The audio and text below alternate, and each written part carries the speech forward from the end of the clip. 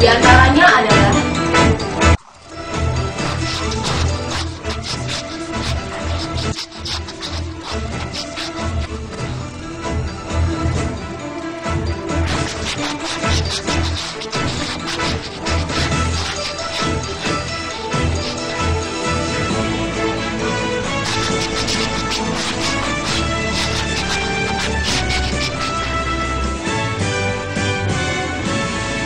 saya Aprilia Latika dan saya Paramesa Sikarinanti.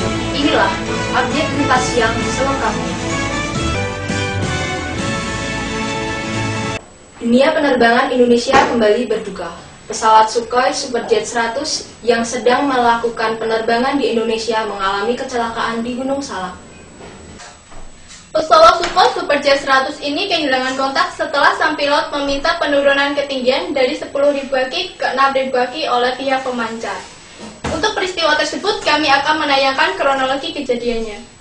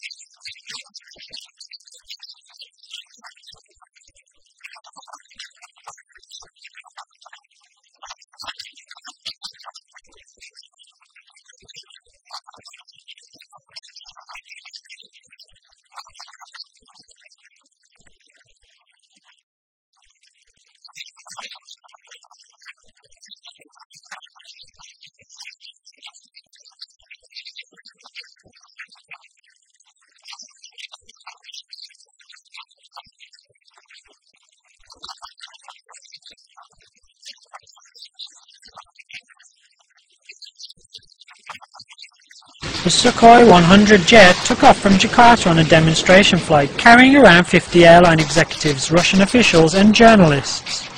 Flying south towards Salak volcano, it disappeared from radar screens shortly after the pilot requested permission to descend to 1,800 meters. The Sukhoi Superjet 100 is Russia's first new passenger jet since the breakup of the Soviet Union.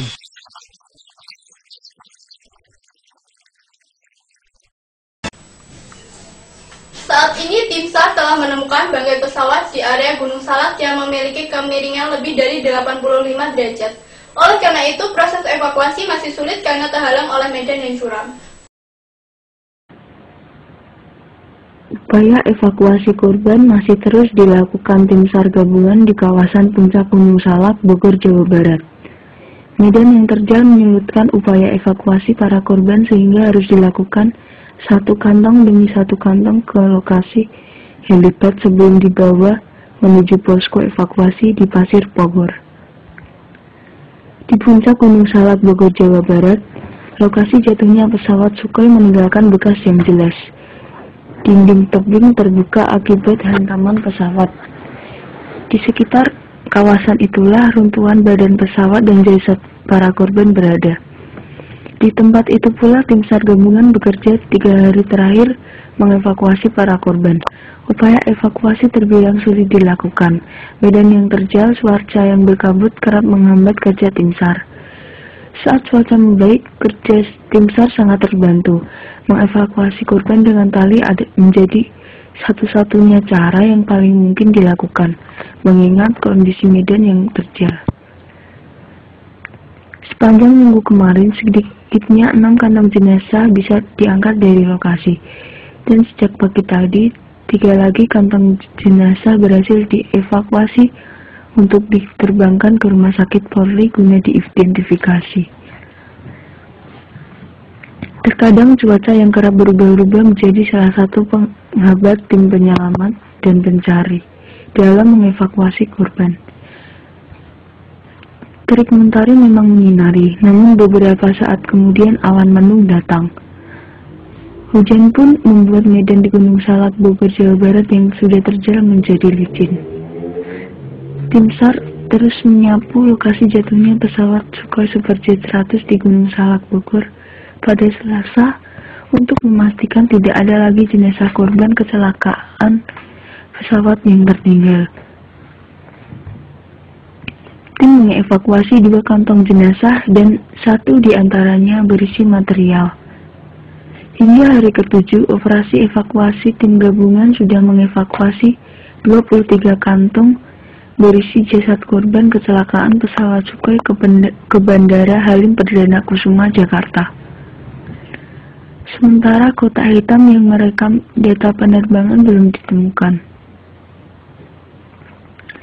Hingga kini tim SAR gabungan dari Polri dan TNI terus berusaha mencari kotak hitam.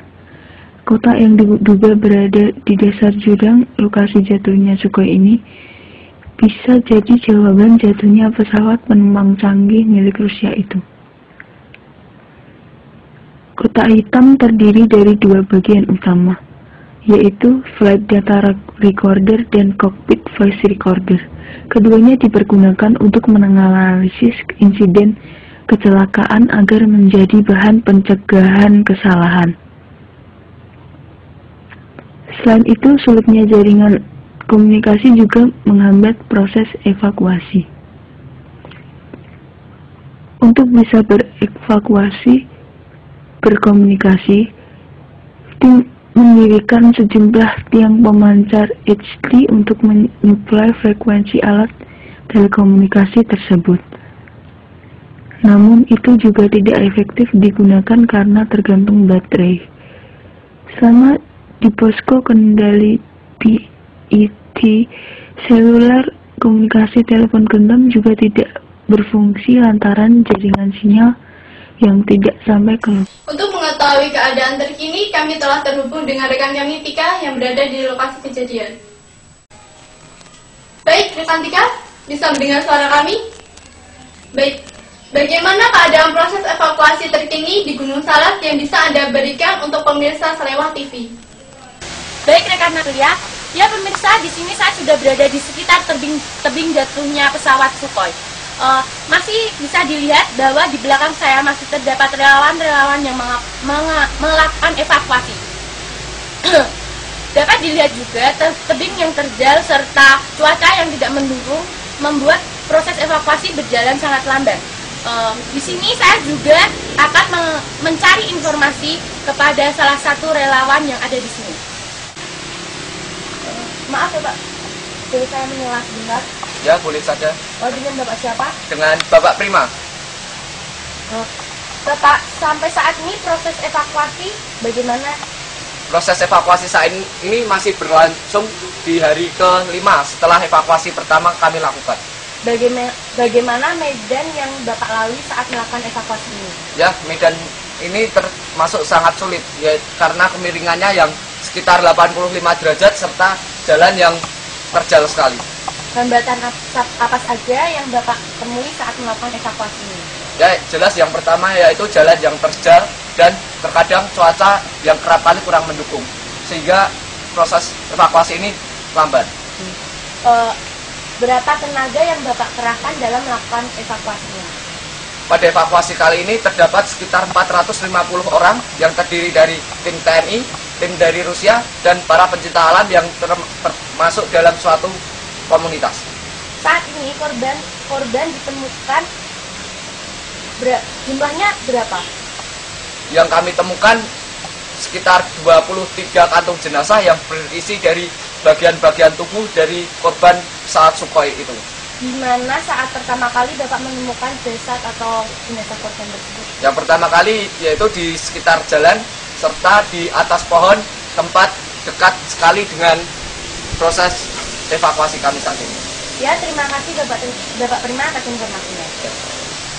Baik pemirsa, demikian informasi yang saya dapat sampaikan dari lokasi jatuhnya pesawat Sukhoi Superjet 100, dan kita kembali ke studio bersama rekan April. Baik, rekan 3, terima kasih atas informasinya. Sampai saat ini tim SAR sudah menemukan beberapa jenazah. Dan sekarang jenazah-jenazah tersebut telah dibawa ke Rumah Sakit Polri Kramat Jati guna dilakukan tes DNA untuk dicocokkan dengan keluarga korban. Tim Laboratorium DNA Markas Besar Polri saat ini mencocokkan DNA korban jatuhnya pesawat Sukhoi Superjet 100 dengan sampel DNA milik keluarga. Kepala Rumah Sakit Polri Brigadir Jenderal Polisi Agus Prayitno berharap proses identifikasi dapat segera selesai agar dapat diketahui secara jelas identitas korban.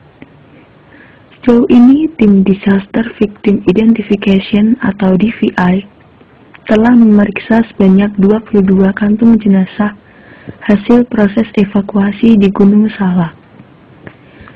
Sebanyak 18 kantung berisi bagian-bagian tubuh manusia dan 4 kantung berisi properti barang-barang milik korban. Tim DVI telah melakukan evaluasi dan pengolahan data yang diperoleh dari data postmortem. Data-data tersebut akan direkonsiliasi dengan data antemortem untuk menentukan identifikasi korban. Pihak keluarga dari salah satu korban pesawat Sukhoi Superjet 100 menyerahkan sepenuhnya upaya identifikasi korban kepada petugas yang berwenang, seraya berharap seluruh proses identifikasi dapat dilakukan secara profesional. Sejumlah anggota keluarga besar yang sebelumnya berkumpul menunggu kabar perkembangan evakuasi dan identifikasi korban pesawat Sukhoi di Gunung Salak, Bogor, akhirnya mendapat kabar bahwa proses identifikasi memakan waktu. Saat ini, rekan kami Cynthia telah berada di Rumah Sakit Polri Kramat Jati bersama dengan keluarga korban. Para Mesri. Baik pemirsa, sekarang saya sedang berada di Rumah Sakit Polri Kramat Jati. Saya akan melaporkan lebih lanjut bagaimana keadaan korban dan keluarga korban. Di sini saya sedang bersama dengan Ibu Dewi. Ibu Dewi, bagaimana perasaan Ibu setelah kejadian itu terjadi, yaitu anak Ibu telah tiada akibat kecelakaan pesawat Sukhoi Superjet 100? Saya sebagai ibu sangat terkejut ya atas meninggalnya anak saya. Saya merasa sangat merindukannya. Dan sebelum kejadian itu terjadi, apakah Ibu ada firasat tertentu? Saya sebagai ibu pasti ada firasat ya. Dia anak saya dan saya ibunya.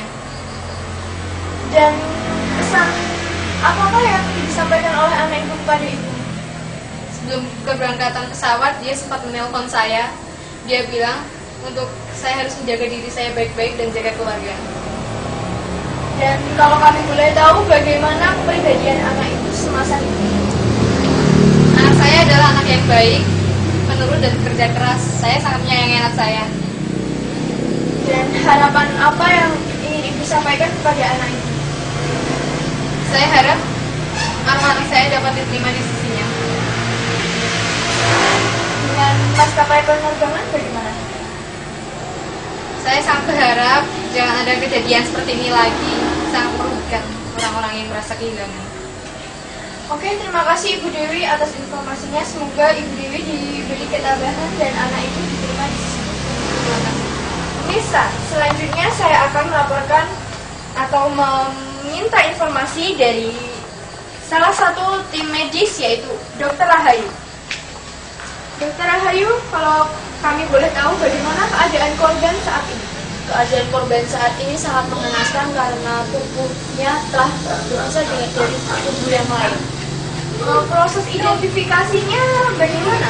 Proses identifikasi saat ini sangat sulit ya, karena kita harus mencocokkan antara DNA korban dan DNA keluarganya. Kalau boleh tahu, berapa lama kira-kira identifikasi ini dilakukan?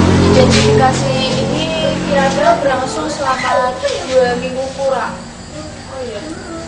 Terima kasih Dr. Rahayu, semoga informasinya bermanfaat.